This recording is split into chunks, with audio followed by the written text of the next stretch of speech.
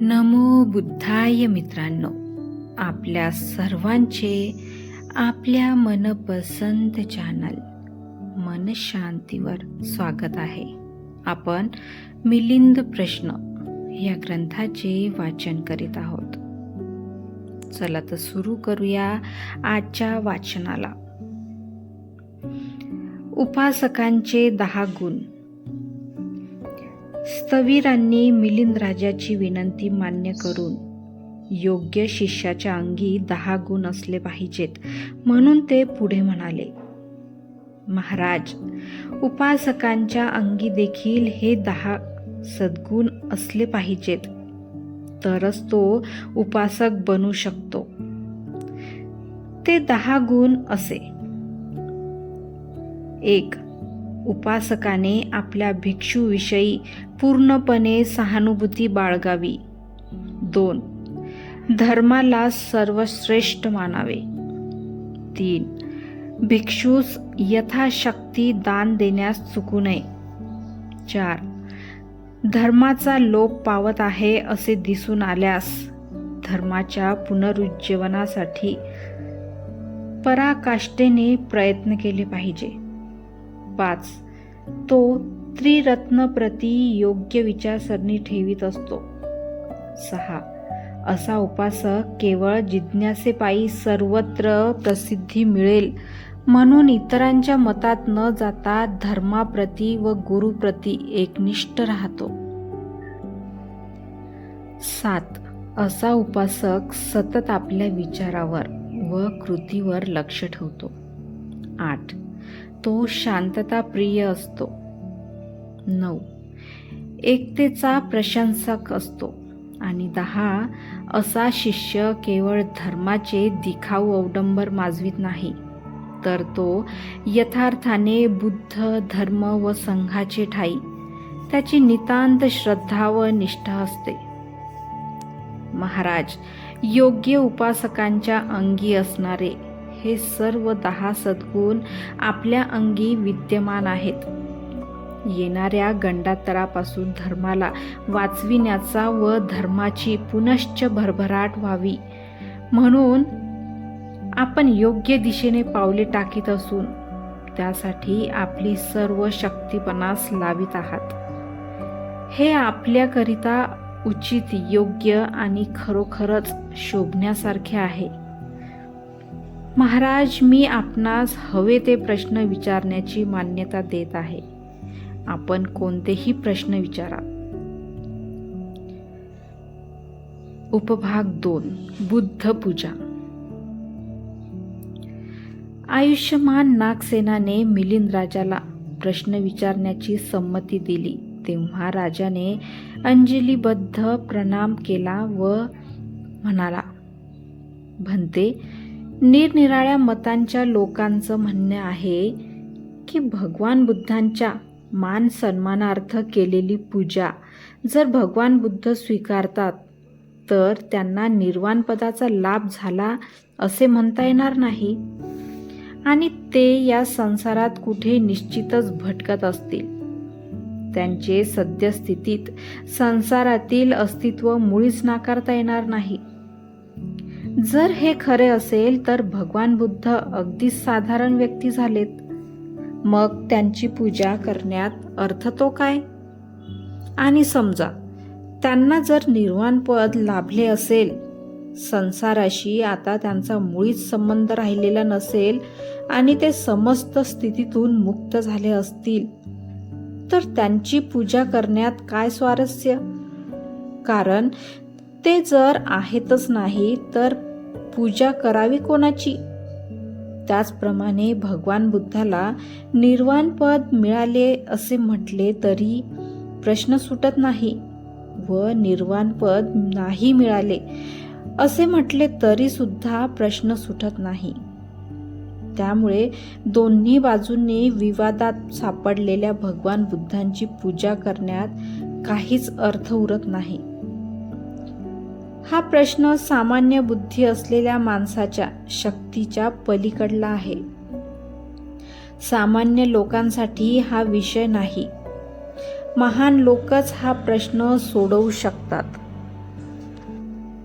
आता आपणच कृपा करून या प्रश्नाचे सडेतोड उत्तर देऊन मिथ्या तर्काचे खंडन करावे.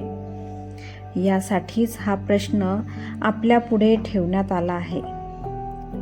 या प्रश्नामुळे उत्पन्न होणाऱ्या स्थितीचा विरोधकांना फायदा घेता येणार नाही, तेव्हा भावी बौद्धांच्या सोयीसाठी या कोड्याची सोडवणूक करून प्रकाश पाडावे, जेणेकरून ते दुसऱ्या मताच्या लोकांच्या कुतर्कास झणझणीत उत्तर देऊ शकतील.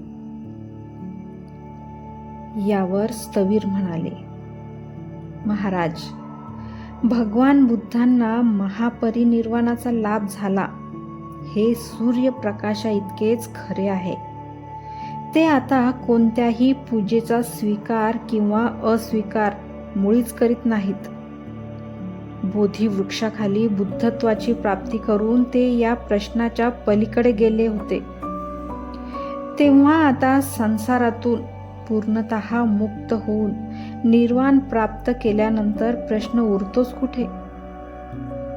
महाराज, धर्म सेनापती सारिपुत्तांनी सुद्धा म्हटले आहे की ज्यांची बरोबरी करू शकणारा आजपर्यंत कोणी झाला नाही ते भगवान बुद्ध देवता व मनुष्य या उभयतांनी केलेल्या पूजेचा स्वीकारही करीत नाही की अस्वीकारही करीत नाहीत. युगानुयुगापासून सर्व बुद्धांचा हाच सिद्धांत चालत आला आहे. राजा म्हणाला, भन्ते, पुत्र आपल्या पित्याची किंवा आपल्या पुत्राची स्तुती करीत असेल तर त्याला पुरावा म्हणता येणार नाही, तर त्या आपापल्या मनातील भावना आहेत. परंतु खोट्या सिद्धांताचा पाठराखणी करणाऱ्या लोकांचा भ्रम दूर करण्याकरिता आणि आपल्या सद्धम्माचा प्रकाश पसरविण्याकरिता आपण योग्य तऱ्हेने समजून सांगावे. स्थवीर म्हणाले, महाराज, भगवान बुद्ध तर पूर्णतः मुक्त झाले आहेत, तेव्हा ते आता कोणाच्या पूजेचा स्वीकार किंवा अस्वीकार कसे करतील? परंतु देवता आणि मनुष्य लोक त्यांची विहारे व स्तूप बांधून त्यात त्यांच्या अस्थि, कोश, दात इत्यादी शरीर धातूंची स्थापना करून ठेवतात, ज्यांच्या पुण्यफळाने अहर्तपद किंवा बोधिसत्व पद प्राप्त करता येते. याशिवाय त्या धातूची पूजा करून त्यांनी सांगितलेल्या ज्ञानरत्नानुसार आचरण करून तिन्ही समापत्तीचा लाभ करून घेतात. यासाठीच विहारादी उभारणे किंवा पूजा करणे आवश्यक आहे. अग्नीची उपमा. महाराज, समजा एखाद्याने फार मोठा अग्नी पेटवून नंतर तो विझवून टाकला, तर तो निर्जीव अग्नी पुन्हा त्यात टाकलेल्या गवताच्या लाकडाचा किंवा अशाच प्रकारच्या दुसऱ्या प्रकारच्या इंधनाचा स्वीकार करील का? नाही भन्ते. जळत असलेला अग्नी जर स्वतः होऊन इंधनाचा स्वीकार करीत नाही, तर तो एकदम विझून शांत झालेला अग्नी कसा काय लाकडाच्या इंधनाचा स्वीकार करील? महाराज, तर काय हा मोठा अग्नी विझून शांत झाल्यानंतर जगातील सर्वच अग्नी नष्ट झाला आहे? मुळीच नाही. भन्ते, अग्नी तर वाळलेल्या लाकडातून उत्पन्न होतो. ज्या कोणाला अग्नीची आवश्यकता असेल तो आपल्या सामर्थ्याने अग्नीचे म्हणजे 2 लाकडांचे घर्षण करून अग्नी उत्पन्न करू शकेल आणि त्यापासून आपले कार्यही त्याला करता येईल. महाराज, तर मग त्या खोट्या सिद्धांताची पाठराखणी करणाऱ्या दुसऱ्या मतांच्या लोकांनी भगवान बुद्धाबद्दल जे आक्षेप घेतले आहेत ते सर्व खोटे ठरतात. की पूजेचा स्वीकार न करणाऱ्यांची पूजा करणे व्यर्थ आहे.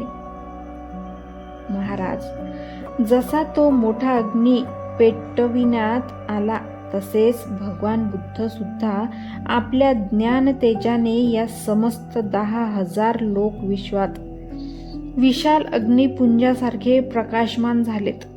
आणि जसा तो अग्नी विझून शांत झाला तसेच भगवंताने निर्वाण पदाची प्राप्ती करून त्यांनी संसारातून एकदम आपली अवगमनापासून सुटका करून घेतली.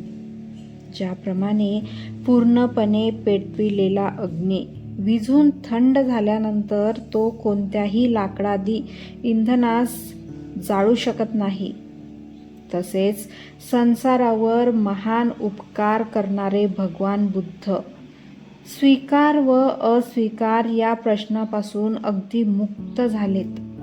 आणि ज्याप्रमाणे अग्नी विझून गेल्यानंतर सुद्धा अग्नीची आवश्यकता भासल्यास कोणी अग्नीचे घर्षण करून अग्नी उत्पन्न करू शकतो, तद्वतच देवता आणि मनुष्य भगवंतांच्या अष्टधातूंची पूजा करून किंवा विहार स्तूपादी उभारून आणि तथागतांनी सांगितलेल्या सद्धर्मानुसार आचरण करून ते बुद्ध तेज निर्माण करू शकतात आणि समापत्तीचा लाभ करून घेऊ शकतात. महाराज, यामुळेच भगवान बुद्धाने जरी महापरिनिर्वाण प्राप्त केले असले तरी त्यांच्या प्राप्त केली जाणारी पूजा अचूक फळ देणारी ठरते आणि ध्येय साध्य करून देणारी ठरते. मित्रांनो,